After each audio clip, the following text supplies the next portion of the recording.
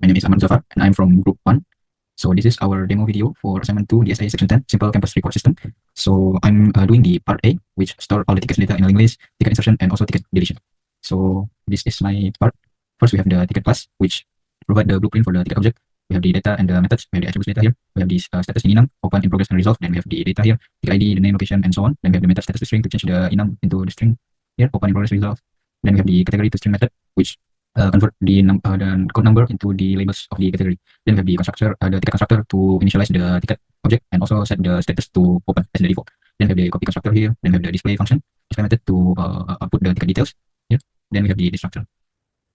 Okay, next for the ticket insertion. So we use switch for the options for the main menu. So when user choose option 1, which will we see later on. So case 1, option 1 is the ticket insertion to add ticket. So it will prompt the user to enter their name, location, and all the details, and then it will create the ticket object and pass the ticket object to the linked list insertion function here. So in order to do the ticket insertion, how the ticket insertion work? So we have two functions for that. We have the insert ticket and also the add ticket function. So for the insert ticket, the newly created ticket object will be added to the end of the linked list, and if the list is empty, the new ticket then becomes the head node, and if not, the function links the new ticket accordingly after traversing the list until it reaches the final node. For the add ticket here, so it will handle the ticket creation workflow, so it creates the new ticket object dynamically and also insert the ticket to the linked list. Next, ticket deletion. So from the main menu, that is option number 5. So here's the case 5. So when user chose option number 5, it will prompt them to enter the ticket ID to delete. First, it will display all the ticket, the list of all the ticket, and then it will prompt the user to enter the ticket ID to delete which one you want to delete. So how does the ticket deletion work? So we use the delete ticket function here. So this function will handle 3 cases. So case 1, when deleting the head. So when deleting the head node, the head pointer is updated. While for case 2, deleting the middle or the end or the last node. So it will update the previous node's next pointer. And if the ticket not found, or the case 3, it will not have any changes. So I think that's all for the code. So I think we can just try and do the demo. So first, here we try the add ticket number 1, enter a name, location, say IT category, and variety 4, description, maybe Wi-Fi is too slow. So if we do 2 to display all tickets, we can see here it's the newly created ticket now. ID is auto-generated, so 13. Here Wi-Fi is too slow, so this is the timestamp. So now, let's say we want to delete it, so option 5, delete ticket. So enter the ticket ID to delete here, we 13, let's say. Okay, so here it says ticket found, so here's the ticket and all the details. Then we try to display it one more time. So ticket ID 13 is now no more here in the list, so it successfully deleted. So I think that's all for my part. Thank you. Hi, Dr. and Libian from Group 1. So now I will present the part B of our assignment, which is the ticket search feature. First, we look at the search function. We have two separate functions here, which are the search by ID function and also a search by name function. The search by ID function starts at the head of the linked list of ticket. It checks each ticket one by one, comparing the ticket ID with the ID provided by the user. If find a match, it will display the ticket details and return a pointer to that ticket. If no ticket match, it will print ticket not found and return no pointer. The search by name function works similarly, but instead of checking the ticket ID, it checks the reporter's name. We use a Boolean variable found to keep track if any ticket match the name. The first time a match is found, it will print ticket found and then display all matching ticket. If no ticket match, it will print ticket not found. Unlike the search by ID function, this function does not return a pointer, it only displays the ticket. Next, in the main function, case 3 handle the user input for searching ticket. When the user selects search ticket option from the menu, the program will ask whether they want to search by ID or search by name. If the user choose ID, the program will ask for the numeric ticket ID, read the input using cin, and call the search by ID function for searching. If the user choose name, the program will ask for the name, read the input using getLine to handle the space, and call search by name function. Okay, so now I will show the example output. So first, it will display the main menu. If I choose 3, it will display a simple menu. I can choose 1 or 2. For example, I choose 1. I need to enter the ID, for example, 1. It will display the ticket details. Same for the option 2. I need to enter the name, and then it also will display the ticket details. If I enter arrow ID, for example, it will display the message, ticket not found. So that's all for part B. Thank you. Assalamualaikum and good day everyone. Today I'll be explaining part C, which is how ticket sorting and report generation works, focusing on priority sorting, name sorting, and the generate report function. So I'll start with the priority sort function. So this function takes two parameters, which is new ticket and sorted. New ticket is a newly created ticket node, and sorted represents the head of an already sorted linked list.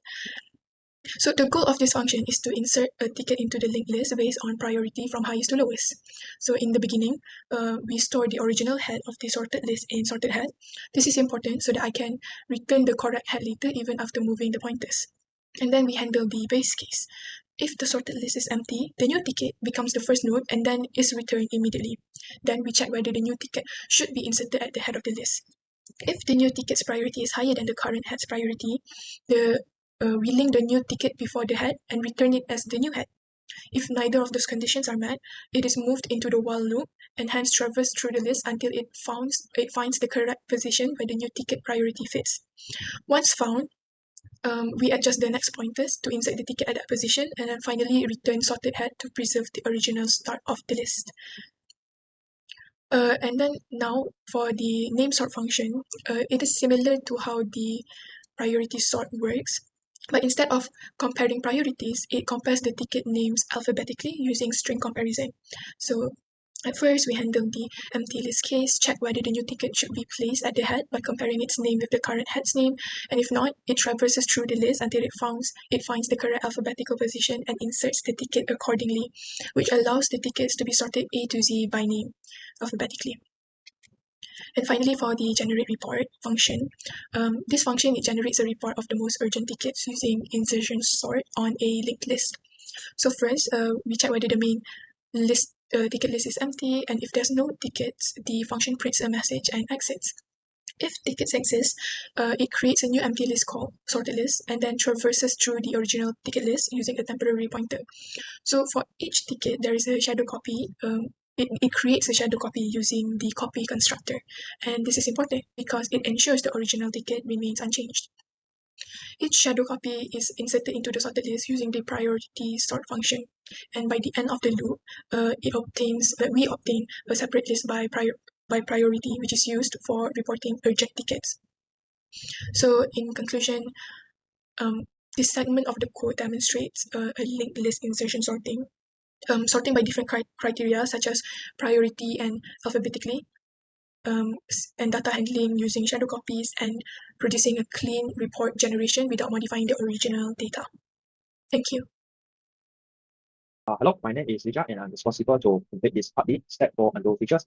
So first of all, this class action transition is an object to record the ticket change. It's for the step of ticket before and after, and then it has the encoding type of represent in integer, create, delete, and update.